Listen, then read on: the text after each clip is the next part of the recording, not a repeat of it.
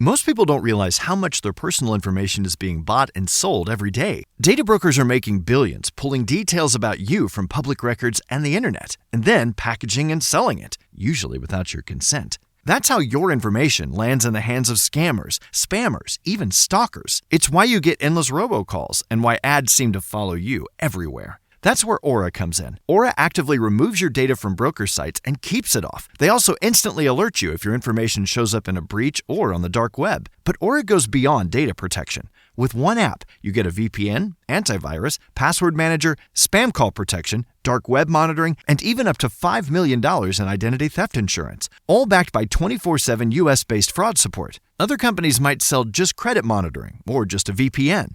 Aura gives you all of it, together, at the same price competitors charge for just one service. Start your free trial today at aura.com/remove. Protect yourself now at aura.com/remove.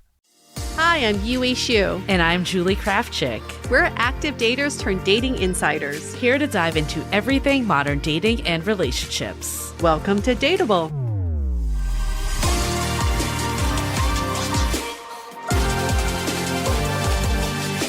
So much of dating confidence is tied to how we feel in our bodies.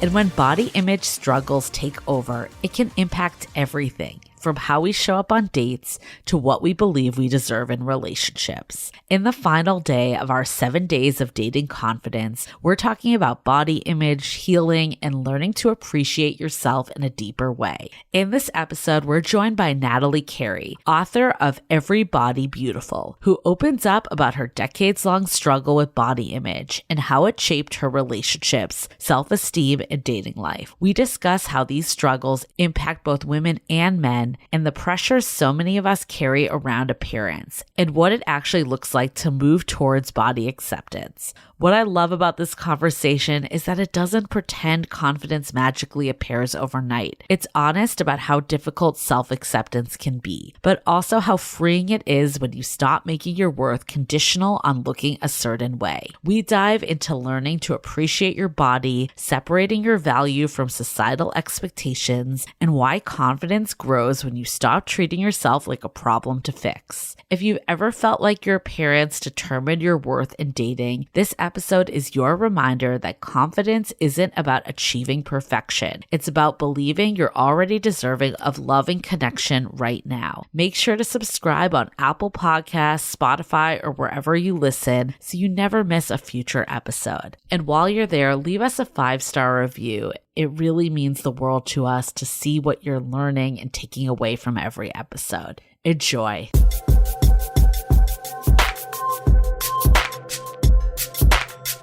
This episode is going to be a little bit different because instead of a dating story, we're talking about an issue and a topic that not many of us discuss, actually. No. It's about body positivity. How do you view your body? What are some of the insecurities you have about yourself? And have you thought about how that affects your dating life?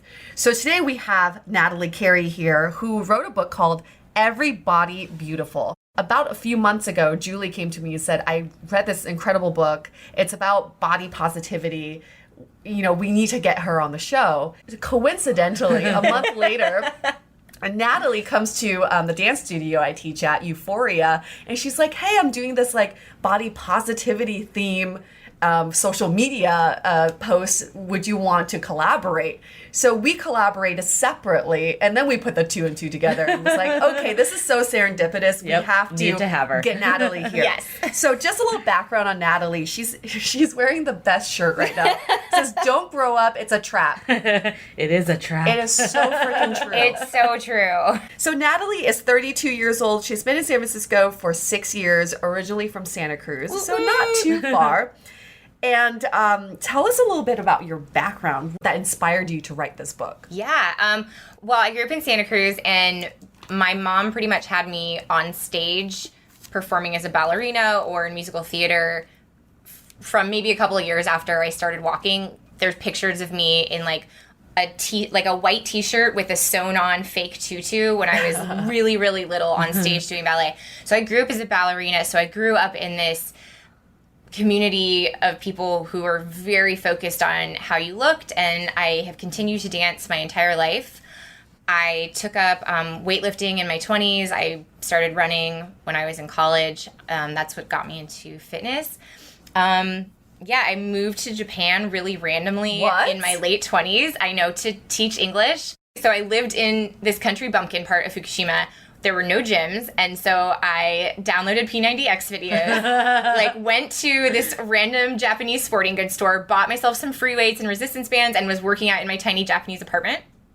And I had never lifted weights before, and I just fell in love with it. And then my family and my friends started asking me for tips on, well, how do I work out, and how do I get healthier? And I was doing Weight Watchers online at the time, because in Japan they put the nutrition facts a little bit differently on the food, and so I was just like, I'm going to eat all these things and have no idea what they are. And so I was like, all right, I need to do Weight Watchers and sort of learn about nutrition a little bit better. So I had started working out in my apartment, started learning more about food, and people were asking me for advice. And when I came back to America, I thought I was going to go back to grad school for international studies, and ended up just realizing what I wake up every morning loving is helping other people to move and feel good in their bodies. If you want to help people to feel good in their bodies, you had to get to that point yourself. Oh, yeah. So tell us about that journey. Okay, so I've really, really struggled with this my whole life. As I said, grew up in ballet community. If you had anything that resembled a stomach roll, the girls in the locker room would make fun of you behind your back. So I learned at a very early age, if there's something wrong with your body, you cover it up, you don't show it, or else the other girls are gonna make fun of you.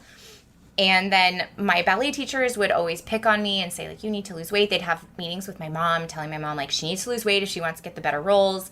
Wow. And then when I was 13, this boy in my junior high class told me, well, your best friend's beautiful, but you're just plain. Whoa. And my mind was exploded, because I had always been I'm beautiful, I look great. And then he was like, well, you're just plain. And my whole 13-year-old world just collapsed. It's crazy how someone that means nothing has such an impact. That one rando, you probably don't even remember his name. What? But you remember his comment. Yeah. He had, I'm sure, we're the same age. He has no idea that he did this and how it affected me. And I'm sure I've said things to people when I was younger. Absolutely. I mean, it's a form of bullying. We just didn't label it as that when we were kids. Yeah. And so for literally 2 decades, I would tell people I'm plain. And I would use it to sort of justify people's treatment of me. I never thought I was worthy of the relationships that I wanted to have. I would let men that I was trying to date or was dating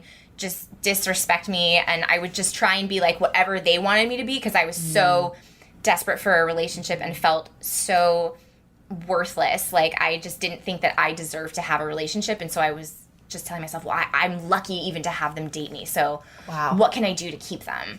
Because that was your self-worth. Because I just felt like I did not look good, that I wasn't anything special to look at. And I knew that I had a lot to offer personality-wise, but I didn't think that anyone would see past that. But also in the media, when they portray a girl with great personality, they're also implying that she's not beautiful. Right? It's always oh, but she has a great personality. He's really funny. Right. That also implies that they're lacking something in the looks category. Yes. I'm just reading the front cover of your book here, and says, if she's beautiful, does that mean you're not? And I think that's a really interesting statement, because I think by what media portrays is when they say someone is beautiful, it's implying what you're lacking as a normal person. Totally. You're not this person who is beautiful, therefore you're not beautiful. Right. And the reason I decided to put so I felt like it was a bold statement to put on the cover was because I feel like so many times we're shown an image of somebody and we're told this is what's beautiful. Yep. And so if we don't look like that, then therefore we cannot be considered beautiful. Or if a guy tells us, well, I think she's hot, well, then you don't think that I'm hot because you think she's hot. And so I really wanted to try to teach people this message, it's not a comparison game. Just because somebody has success and they're beautiful does not mean that you cannot not also have success and be beautiful. Right. We can all have these good things. And we can all wish these good things for each other. But how did you get to this mindset?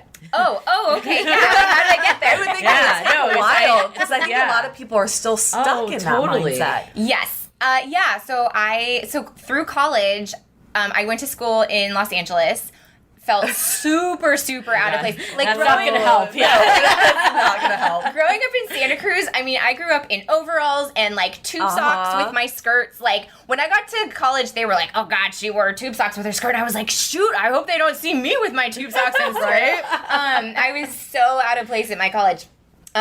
So yeah, I just was always comparing myself to other girls, and everybody started talking about their eating disorders or their disordered eating or the laxatives they were taking or this crazy new diet. And I just felt like, oh man, if I need to keep up with these girls to get dates, then I gotta do an eating disorder. It's what all the cool kids are doing. It's trendy. It's trendy. So, yeah, actually, my junior year of college, I started binging and purging. And it was. I don't say I was bulimic, because to me it feels like it was wrapped up in all these other really damaging behaviors. Like I was also chain smoking, and I was binge drinking, and I was over exercising, and I was really promiscuous, and I was just doing like all of these really self-sabotaging actions that A lot of people do. kind of ebbed and flowed in my 20s. And then a few years ago, I started going to therapy for insomnia. And I came in and I was like, I've got insomnia and I only need to fix this one problem. And then guess what? All these other things came up. Yeah. And I started working on myself and started working on my anxiety. And I'm very vocal about it on my social media that I am on anti-anxiety medication, and it's changed my life. And also therapy has changed my life. Yes. Power to therapy. Yes. And I started to try and figure out, like, well, how does what I know about nutrition, how can this be an opportunity for me to make myself feel better about food and have it not be an enemy? Because I got my sports nutrition license, and so I was like, oh, okay, well, this is good for my body. This is good fuel for my body. So I learned more about that, and then I'm also a competitive pole dancer, and I had hurt myself. What? Wait, what are you not? I know. Okay, so Amazing.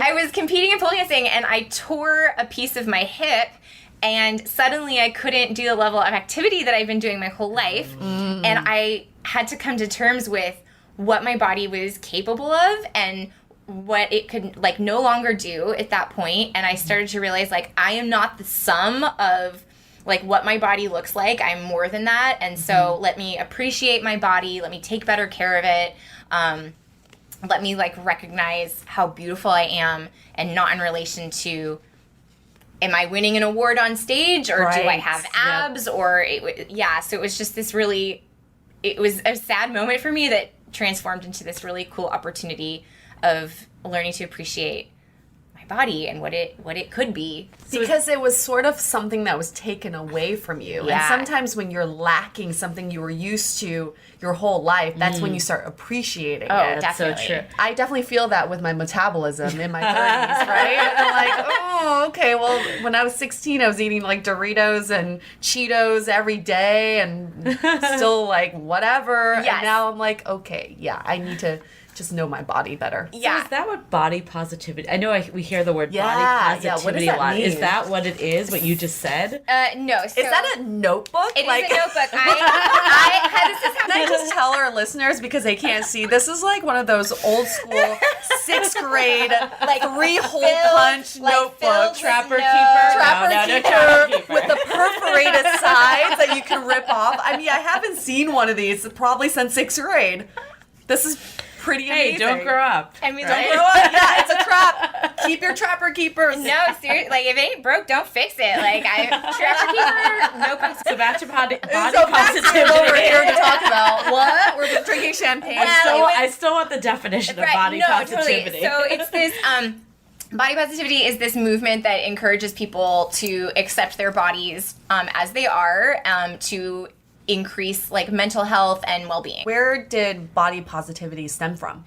If you go back, it has roots in radical feminism, and just telling people, and especially women of a larger size, that it's okay to look a certain way. It's okay to accept your body as it is. You do not have to change your body to fit a certain stereotype. We all have insecurities. There's not one person who doesn't have insecurities about their body. What are some of the tools they can learn to accept their bodies and feel really comfortable in their own skin? Yeah, I would say One of them goes back to dating. If you're dating somebody, don't make comments about that person's body when you first meet them. Maybe wait for them to bring them up. Also, don't negatively talk about yourself. Not just on dates, but like don't negatively talk about yourself. Like, don't put yourself down. When we tell ourselves things repeatedly, our brain starts to accept them as truth. Yep. So if you tell yourself constantly, I'm like a foxy lady, like you might one day realize like, I am a foxy lady. Fucking hot. Yeah. So it's standing in front of the mirror and talking to yourself. Yeah, so I'm actually a big fan of like mirror talk and like self-affirmations. Yep. If you stand in front of the mirror and tell yourself, like, for every negative thought you have, be like, no, this is beautiful about me. And like, even if you can't say, oh, I love this about myself, you can say, I hope that one day I love this about myself. I like that. Yeah, because then it's not inauthentic, and it's you like, I'm sure you do hope that one day you love that about yourself. Yeah, so that's one thing that people can do. Also, I really believe in eating like wholesome food, whatever that means to you, like whatever kind of food makes your body feel best and like most energized. Eat that. And I'm also a huge fan of movement. I think that any form of movement, whatever kind of movement makes you feel good, it's going to help you get into touch with your body, because like bodies are like, they're built to move. Right. I'm a personal trainer, and so this is what I teach people is how do we move so that our bodies feel good. And so many of the women that I work with, we work with women, like they tell me all the time how much better they feel in their own skin. Totally. Even though maybe nothing's changed aesthetically, like they're like, oh, my body can do this. And like, I didn't know it could do this. And like, I'm feeling muscles I didn't even know existed. And just like, the body is this really amazing, incredible thing. And if you appreciate what it can do, then you stop worrying about what it isn't. Well, so I want to go back to that, because a lot of these diet fads or like a P90X sells results. They'll show the before and after picture of someone going from bigger to smaller.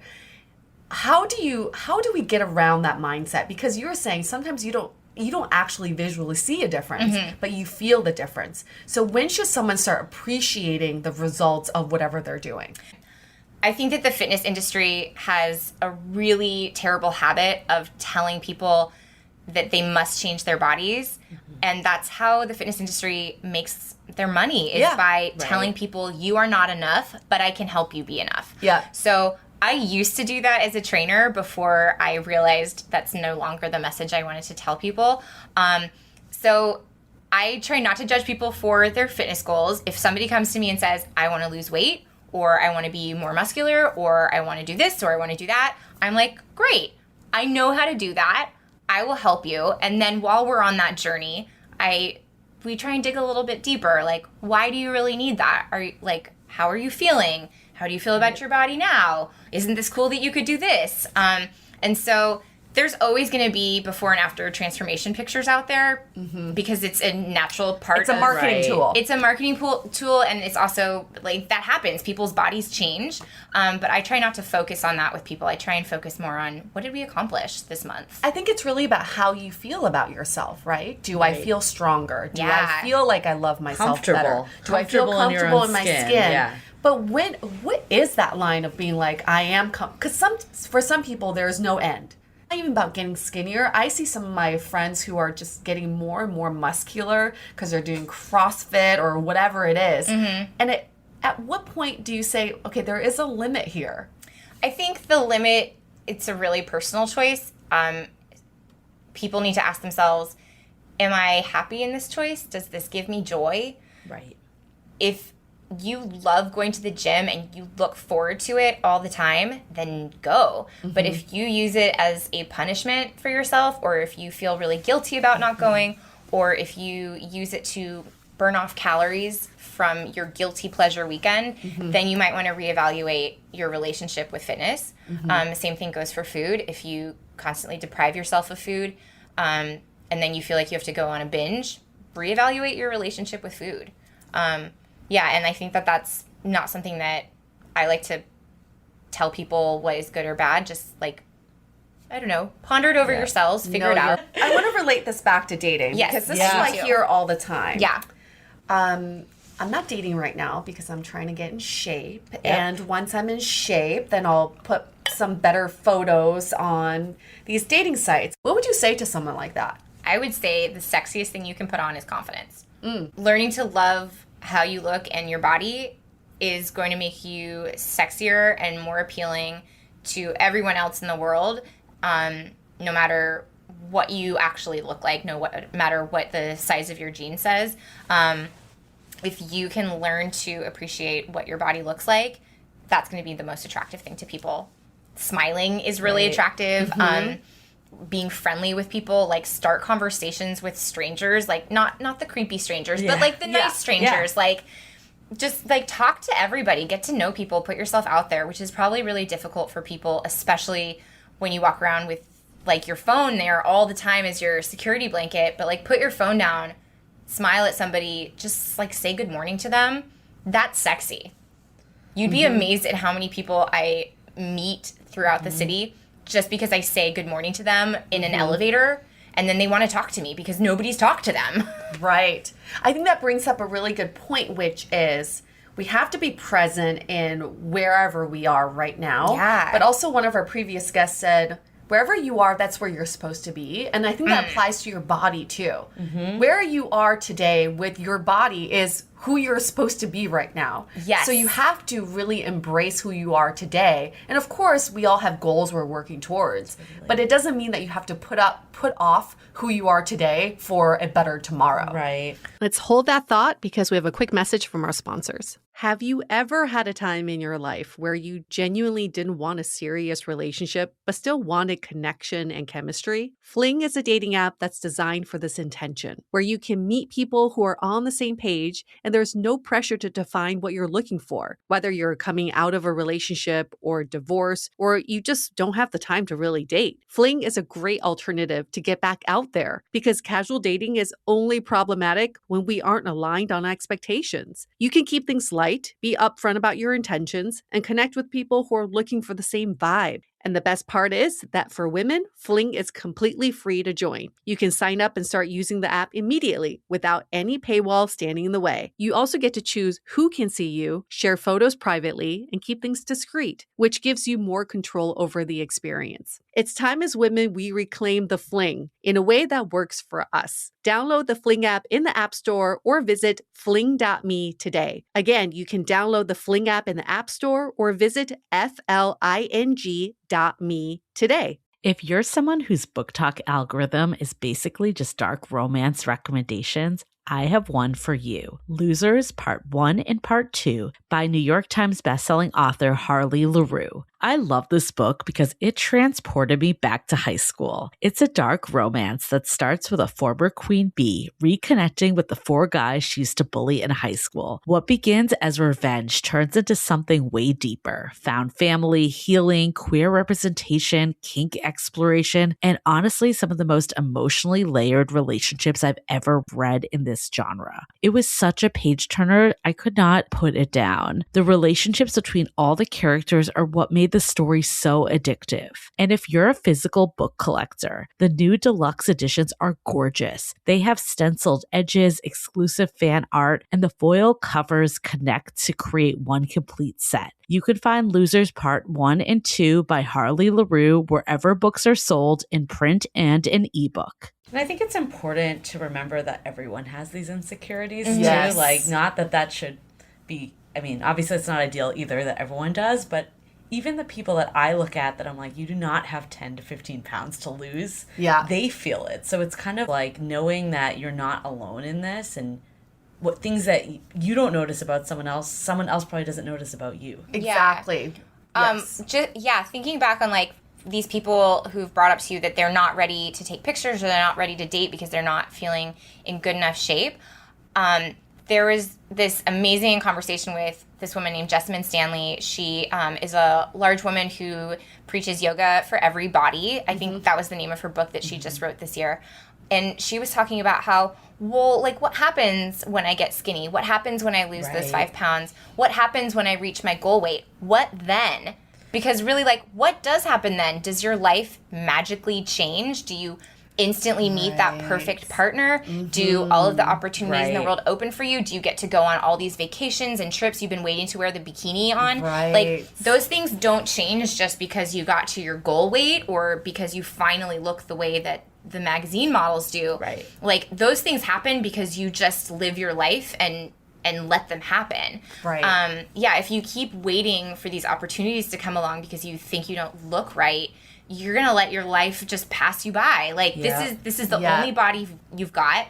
Just like appreciate, like, that's your body, and like let it go on these adventures with you. And the person, because people always say, like, who I am now, I'm attracting different people than who I would attract if I were more comfortable in my body. Actually, if you are just who you are today, you're going to attract the same person as you would tomorrow in a different body, right? Like, the right person for you would be attracted to your personality still. So it's not so much about, like you were saying, it's not magic. The day that you reach your goal weight or whatever it is, one, it's never ending, because once you reach that, you're going to want to work on something else. And two, your magic, like Prince Charming, is not just going to all of a sudden appear and be like, whoa, I just noticed you. It doesn't happen like that.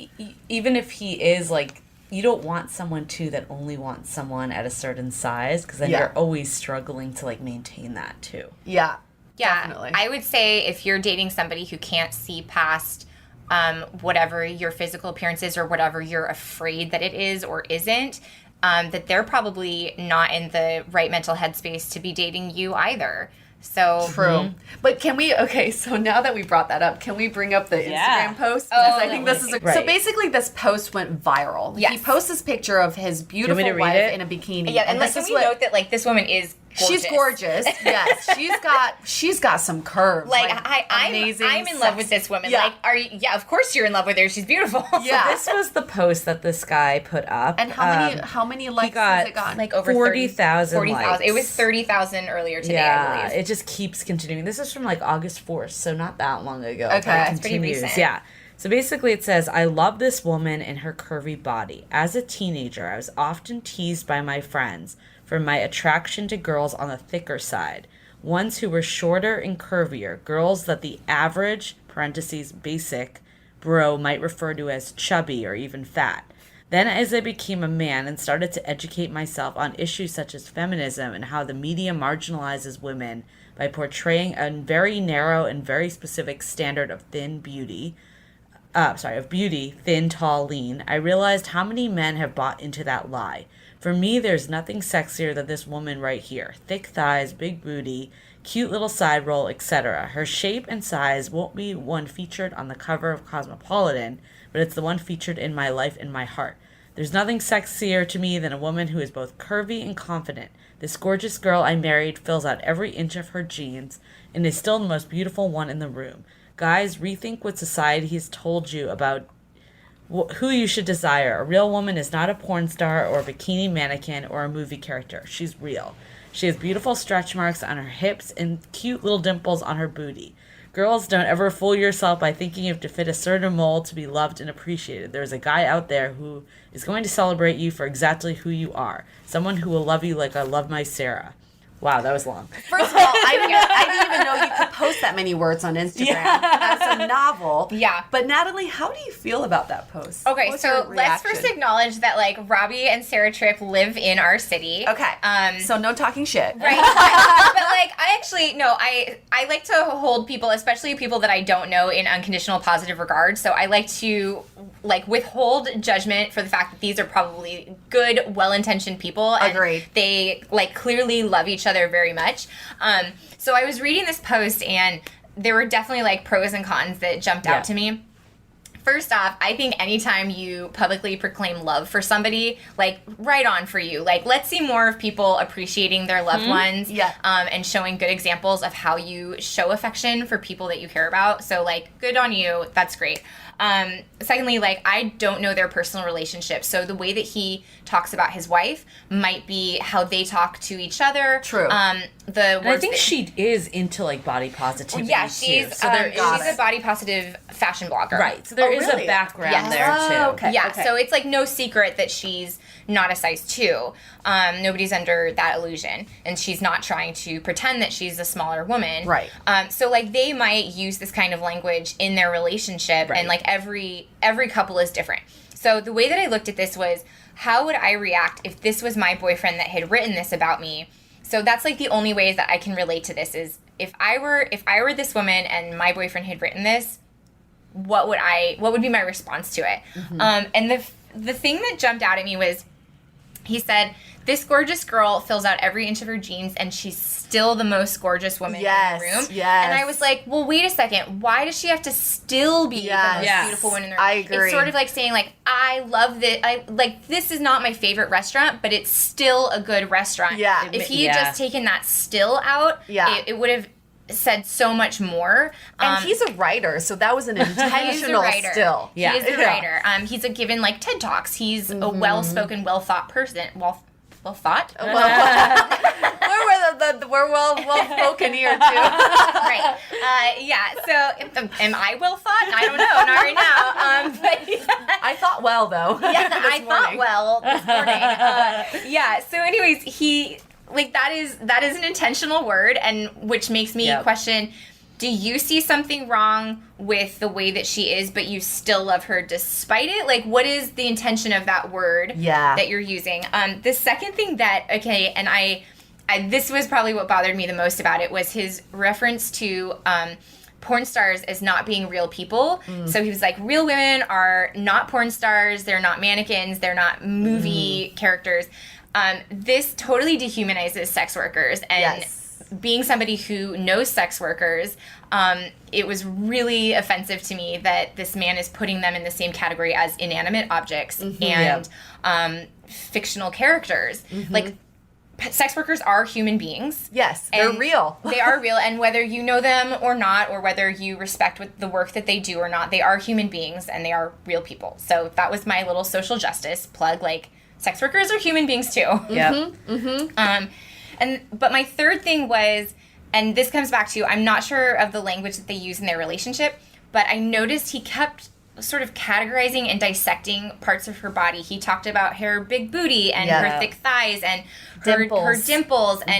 And what I'm a really big fan of telling people is to not dissect the pieces of your body. Like, your body is one entire whole unit. Right. And when I look at someone I love, I look at them as a whole unit. I don't say, I love them, but they have this little thing about them. It's true. So like, let's not look at the people we love and pick them apart and then put it on social media and say, look at all these things that I'm breaking her body up into. And let's also not do that to ourselves. Like, let's not say, well, I would be beautiful if if this wasn't on my body, or if my nose looked this way, or if my butt was a different size. Like, so as I said, I don't know what their conversations are like in their relationship, but I'm just overall not a big fan of anybody dissecting or categorizing somebody else's body, and I would say the same thing if it was her making those comments about his body. I absolutely agree. I think about this because Julie and I had this conversation after this post came out, and I equate it to if my boyfriend were to post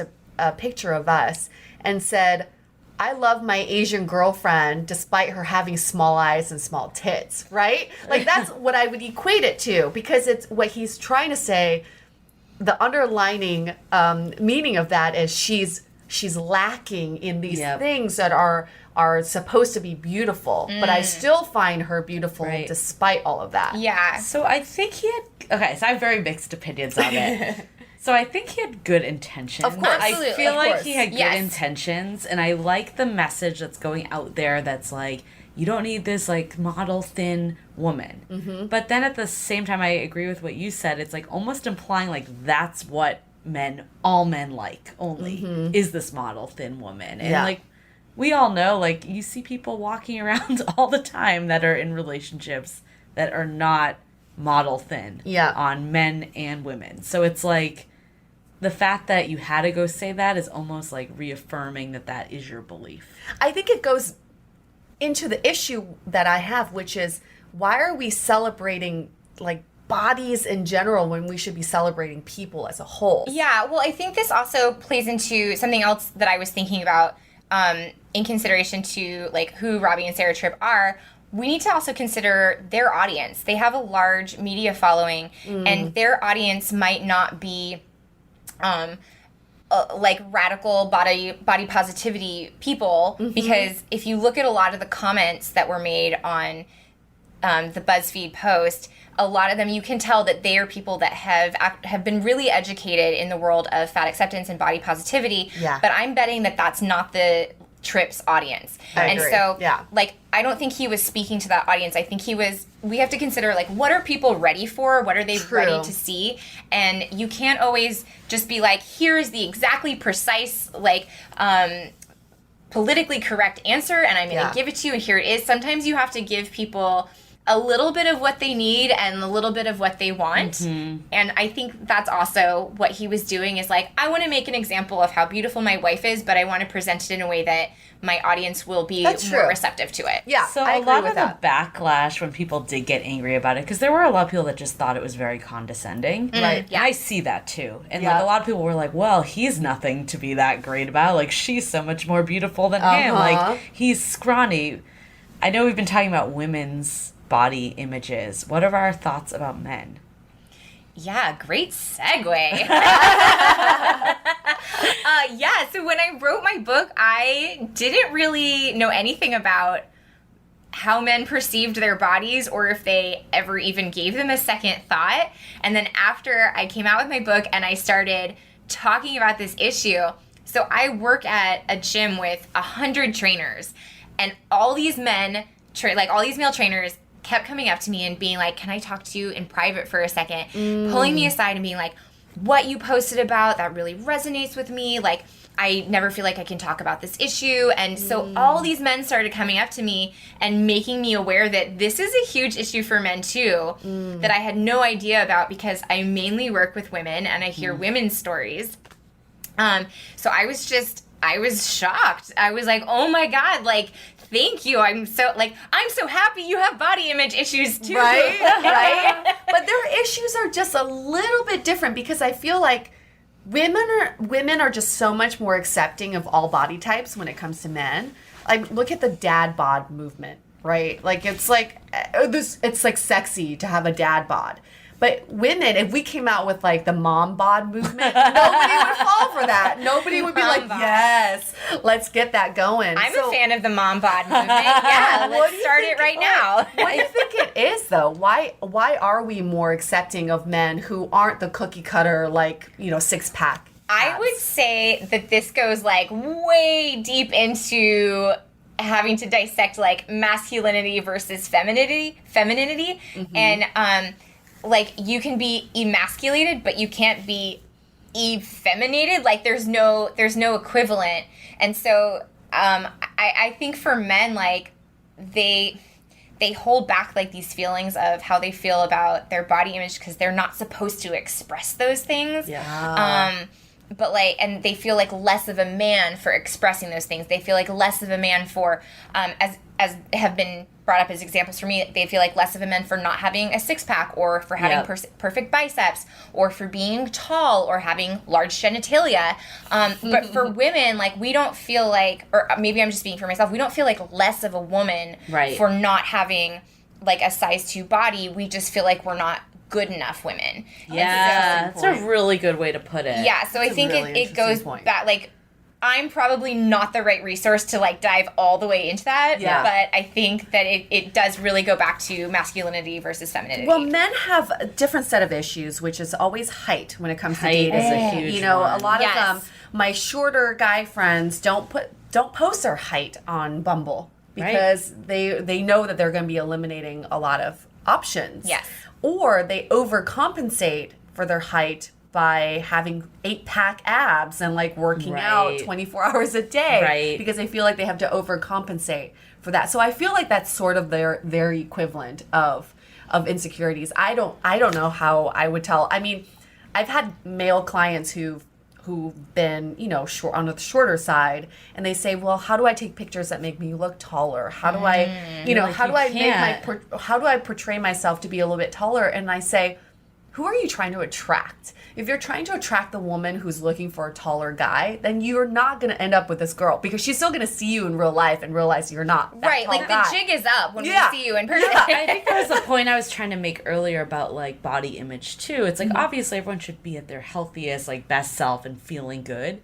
But like I'm never going to be a size 2. Like I'm just never going to be that person. So like I can't fool a guy into falling for me that only wants a size 2. And it's like the same with the height, right? So it's I would say for that, like instead of trying to figure out how you can like trick people into looking at your profile, I would say like don't take pictures of yourself that make you look taller or that like give you that shadowy ab look. Yeah. I would say instead, here's my advice. Diversify your dating profile, not your profile of you, like your profile of people who you date. So if you think like I have a type, this is the person that I am usually attracted to, stop dating those people and start dating the people who you're a little uncomfortable with dating. Right. Yeah, So like that's a really maybe good point. they look different than people you've dated before. Maybe they're not the race you typically date. Maybe they don't have the background, the income, the educational opportunities that you're used to dating. Like diversify your dating pool. Because you'd be really surprised at the quality of people that are out there that you are just typically disregarding. And they don't care that you are 5'4" and not 6 feet tall. They don't care that you don't have abs because they're the good people that have been ignored. It's cultural standard of beauty too, right? Like we were talking about earlier how this guy, the Instagram guy, was like, all men want a thin, like slender woman. And that's a white male. Like Latino men, like they're used to curves. They love curves. Like that's a preference probably. So like some of it might just be cultural as well. Well, know your audience. It's like basic marketing 101. Know your audience and then market yourself to that audience. I used to work with this all-girl group called the Glamazons in New York. I used to choreograph for them, and they were on America's Got Talent. And they were all size 12 plus. And they're these beautiful, gorgeous glamazons who, you know... Wait, are they drag queens? They're not drag queens. Oh, okay. They're women, and they Glamazon dance... sounds like very drag queeny, though. They're not, though. And fabulous at the same time.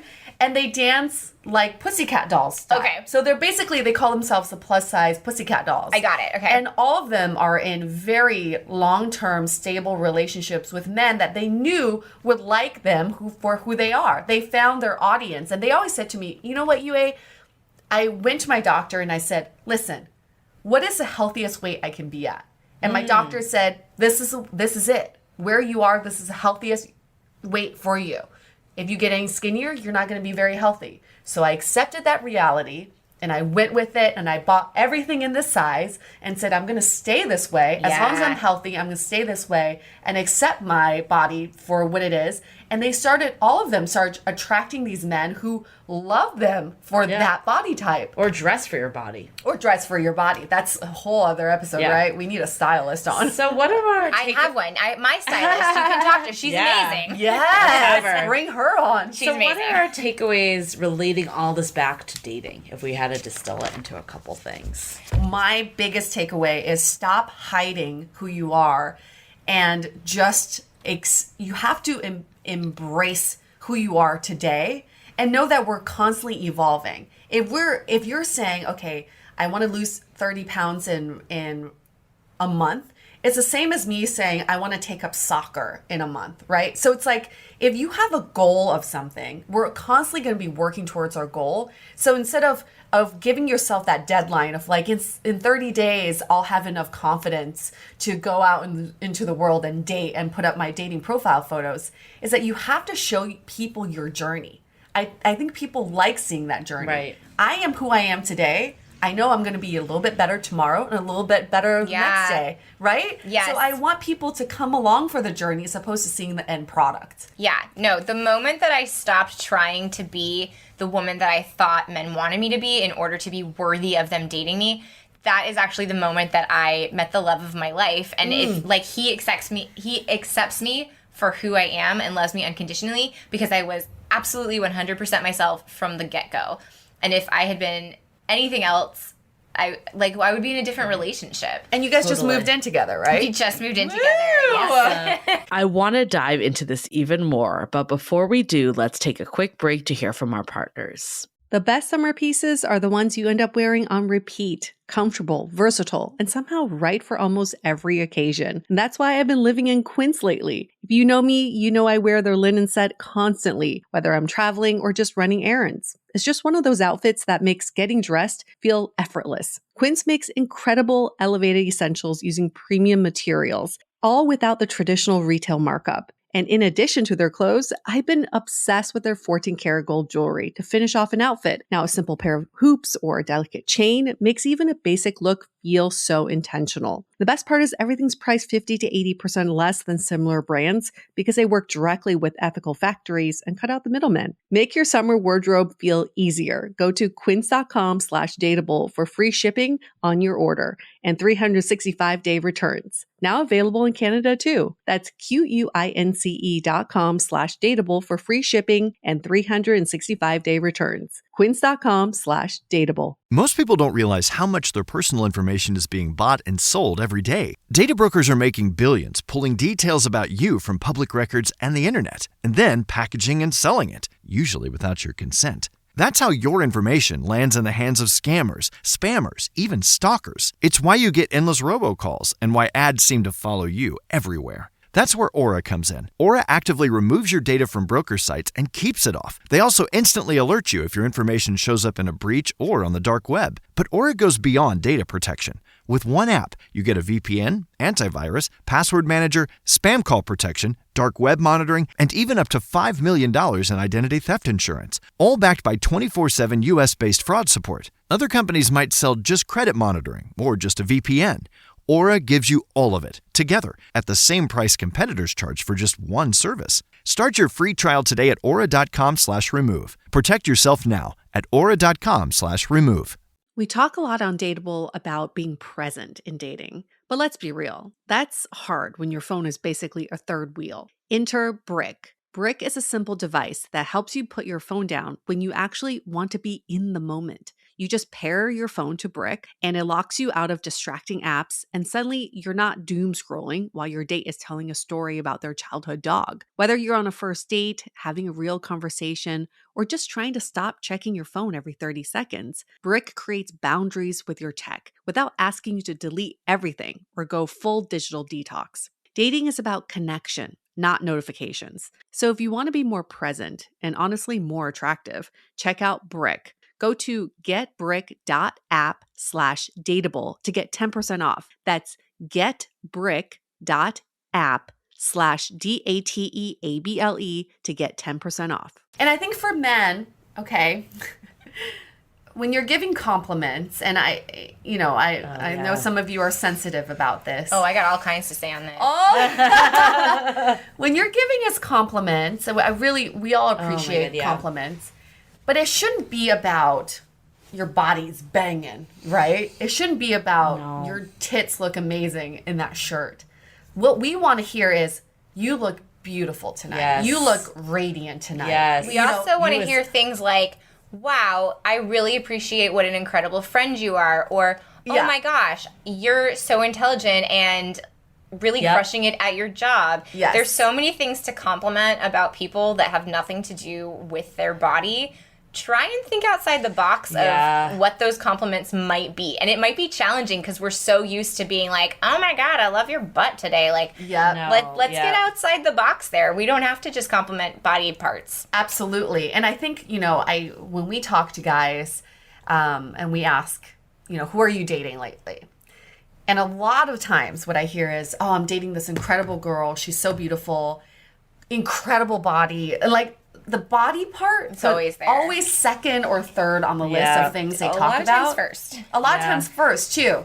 Or they say, she's not that great, but her body is amazing. Right. It's almost like it's a redeeming factor. And I just think about, why is that a redeeming factor? Or why should that be a make or break in general? Like, how do you feel about her personality, her values, how she makes you feel. She makes you feel. So let's stop focusing on that. And I think for you men, is that when you stop focusing on women's body, you'll stop focusing on your own body, because we know you guys have insecurities. You're just not telling us, or at least Or you are telling us, outspoken about it. But can we go beyond that and just look at someone for their wholesome self?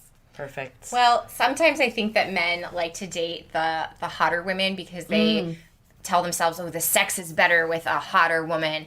The sex is better when you are truly comfortable with somebody and don't feel like you need to be ashamed of any part of your body, and you make them feel comfortable that they don't need to feel self-conscious about anything in their body. Mm-hmm. That's when the sex is the best. So don't worry about what somebody looks like. Worry about, can I trust this person? Yeah. Okay, let's go to our question of the day. Oh, we have a question of the day. So this comes from Rebecca. Sometimes it feels like all my friends have their lives in order, whether it is a great career, a perfect body, or an amazing relationship. How do I deal and stop comparing myself to them? Oh man, I love so this question because I had such a revelation a couple years ago about this exact topic. Do tell. So I was in one of the rare instances where I took a yoga class because I'm not a yogi. But I was we were sitting there meditating, and some reason, I guess that week, a bunch of really great stuff had happened for all these girls that I knew. One of them had gotten engaged, and one of them got a promotion, and they were making more money than me, and they'd found another great apartment or whatever. Everybody had all this good shit going on for them. And I was just my life is terrible, and I want all these things that they have. So I'm sitting there meditating and being kumbaya, and I have this realization that, wow, I am so lucky to have women in my life who inspire me to be better. And if I had women in my life where I didn't want their lives, what kind of friendship would that be? How would that benefit me? So how grateful am I that I have friendships where they inspire me to be a better person? Of course I should want what they have. That's why I'm friends with them. You should have friends that make you want to be a better person. Yep. So I would say, first off, everyone is on their own journey. You are not on the same journey as your friends. If somebody has, it appears that they have something better than you, everybody's got their own shit going on behind closed doors. Nobody has it perfect. And finally, just recognize how lucky you are to have women in your life that inspire you to have a better life. Well said. Very well said. I have two things to go off on that. One is, it's not a zero-sum game. So if someone's happy, doesn't mean that they've taken this chunk of your pie. You can have a chunk of that pie as well. If someone's happy, that also means they can share this happy pie with you. And it's delicious. I think the second thing I want to say is, social media is what's causing us to see these highlights. It's a highlight reel of everyone's life. Nobody's putting up, I'm having a terrible day today. I'm feeling ugly today. Nobody's putting that up. But you know what we can do is, one, I think we can start ignoring these posts or celebrate people for their highlights in their life. Two, I think we can learn to be more vulnerable ourselves. Yes, amen. I find myself having this issue where when friends ask me, how are you doing? I'm like, oh, I'm great, because I feel like I need to put up this front that I'm my life is great. I'm getting it, and I'm go girl this, go girl that. And some days I feel like shit. Yes. And there's a reason why I'm feeling like shit, because one, I feel a little bit weak, or two, I feel like I failed at something. And it's great to share those vulnerabilities because then it makes you feel, one, more like a human being, and your friends will see you more like a human being. Totally. And I think to piggyback off that really quick, and I think you both have said this too, is everyone has stuff going on in their life that isn't perfect. And it's easy to fixate on the stuff that you want, that they have, but they could also be admiring stuff about you that they don't have. So it's all it's not really a single, this person has checked every single box. It doesn't work that way. And if you have friends who are constantly selling their life, how amazing it is and how much they've accomplished. Oh, and there's how more to that story. Exactly. Probably should rethink that friendship, right? Yeah. Well, and if you're in a relationship with somebody who always has everything perfect, absolutely reevaluate that friendship, because they are probably not being completely honest with you or being honest with themselves. when people ask me how I'm doing, I usually give them a way too honest answer. I couldn't find parking today and now I feel terrible. Or like, I had terrible gas last night. I didn't get enough sleep. And like, people be like, oh, well, okay. Like, well, it was nice meeting you. But like, I mean, just be honest. Like, you don't have to pretend like everything's great. You just give the immediate answer that feels most honest to you. Keep it real. Keep it real. I think it's so important, like what we do with this podcast, is to open up this conversation.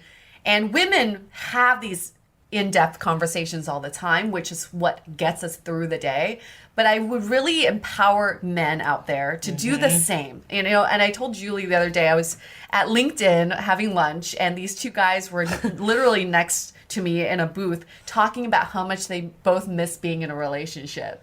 And I just wanted to go over there and give both of them hugs, because I've never actually heard two men talk like this. Yeah. They were like, oh, I was just so much happier when I was with her. How do I find that again? And I wish more men would have these conversations with our podcast. We find a lot of men listen in, really, because this is their outlet. You know, this is like their way of getting these thoughts across. We know you guys have insecurities. We know you have these issues. Now it's the time to talk about them. Like, actually get it out there instead of bottling it up. I think hopefully this episode too for men has given some light into the way females think about bodies. So like we said before, maybe not fixating on body the same level that sometimes does happen today would be a great takeaway. Yeah. Well, if a man is in a relationship, if your partner shares something vulnerable about themselves, share something vulnerable about yourself. Yep. Don't just leave them out there in the cold. Like, really appreciate that person is showing a scary, fragile side of themselves, and share something scary and fragile about yourself. Yeah. Totally. And if you have the opportunity to share something scary and fragile about yourself to Natalie, where can they find you? Oh my gosh, I love it when people share scary, fragile stuff to me. I love talking about feelings and other people's feelings. I have so many feelings to talk about. They can find me on Instagram at barbellblondie.com. Not barbellblondie.com, at barbellblondie. Let me say that again. They can find me at barbellblondie on Instagram. And you can just message me directly. I'm not cool enough to delete all of my unknown messages, so I will actually read them. And I definitely recommend people picking up Everybody Beautiful. Because I read it and it was amazing, so definitely recommend it. Thank you. And last but not least, I think we should just go around and share something vulnerable about ourselves, and so our listeners know that we're actual human beings. I'll share this story. Ever since 6th grade, there was a boy named Brandon Foley who called me Little Tits UA. Are you listening? Brandon? Brandon, this is for you. Brandon. And I had the biggest fucking crush on this guy, and I don't know why, but every time he'd see me, he'd be like, Little Tits UA, Little Tits UA has no tits. Like, he had a song for it and everything. And ever since then, I had this... God, it's this... I had a complex about my boobs, you know? I'm like, oh my God, I'm a AAA cup. How do I get over this? And for years, I thought about plastic surgery. Especially, I lived in LA for a little bit. I just felt like maybe this is a natural next step. In fact, my mom was like, if you want plastic surgery, I'll support you, you know, for it. I'll give you, you know, she's like, I will totally support that decision. And it took me years to come to terms with it and say, and it really is because I started teaching fitness classes in my dance classes, where I do a lot of like high intensity moves, that someone made a comment was like, you know what, your moves are really for small boobed women. Yeah, and it works for you. And it made sense to me. I was like, oh my gosh, there's so many other issues that I don't experience because I have smaller boobs. Totally. And I should just... you know, accept it and own up to it. So that's my little vulnerable side. Anybody share? Oh, yeah. Let's talk about crop tops. I have wanted to wear crop tops my entire life. I love crop tops. I think they are the greatest thing ever. I hear women all the time tell me, I just want to be able to wear a crop top. And I realized a couple years ago, after like stashing crop tops in my drawers all through college and never feeling like I could wear them, I was like, fuck this. I want to wear fucking crop tops. Yeah. And so I've started buying crop tops and wearing them. And like, I don't have perfectly defined abs because that's not my natural body, but I really love wearing crop tops. And it always takes me a little bit to be like, well, are people going to judge me for this? And then after a few minutes, I'm like, who cares? I look amazing in this crop top. So like, just like, life is short. Wear the crop top. Wear the crop top. I think mine also stems from middle school. Ooh. It's so funny because you said it too, and it's like always from middle school. Oh my god! I remember there was this girl that was like my nemesis back then, and I heard her call me roly poly one day. Oh shit! So I mean, No, obviously, I'm not like a size 2. I will never be a size 2, and that has obviously stuck with me for time. However, I think for me, like running and getting into that has been like such an instrumental way to like overcome that, because it's like it made me realize like how strong I am and how my body is built for that. Mm-hmm. So yes, I will never be this tiny sticks thin girl, and I've also like obviously I have insecurities. I'm not going to say I don't, but I've also been lucky enough to have men that I've dated that have also like appreciated my body type too. Yep. So like I know that there are certain men that just aren't going to be attracted to someone that's not super thin. Yep. And that's not the guy for me. Yeah, Exactly. That's not your person. That is not your person. Cheers to all of this. Cheers! Oh my You gosh. guys are lovely and beautiful. This feels like one of those slumber parties where I mean, we're drinking champagne, eating gummies, and we're about to braid each other's hair. It's just like, it's going to happen. But listeners at home, if you have stories you want to share, we want to hear your vulnerable stories, your insecurities, because this is what makes us human beings. If we didn't have these insecurities, then we'd be robots.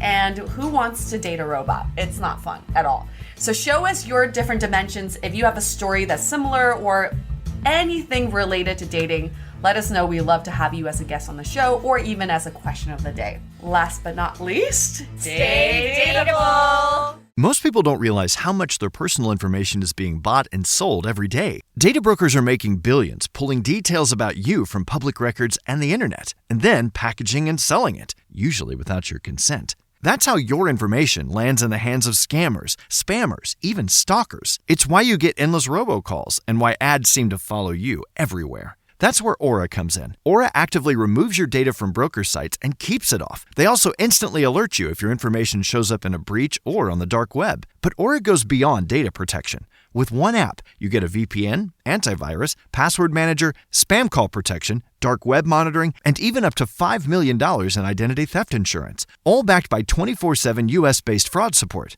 Other companies might sell just credit monitoring or just a VPN. Aura gives you all of it, together, at the same price competitors charge for just one service. Start your free trial today at aura.com/remove. Protect yourself now at aura.com/remove.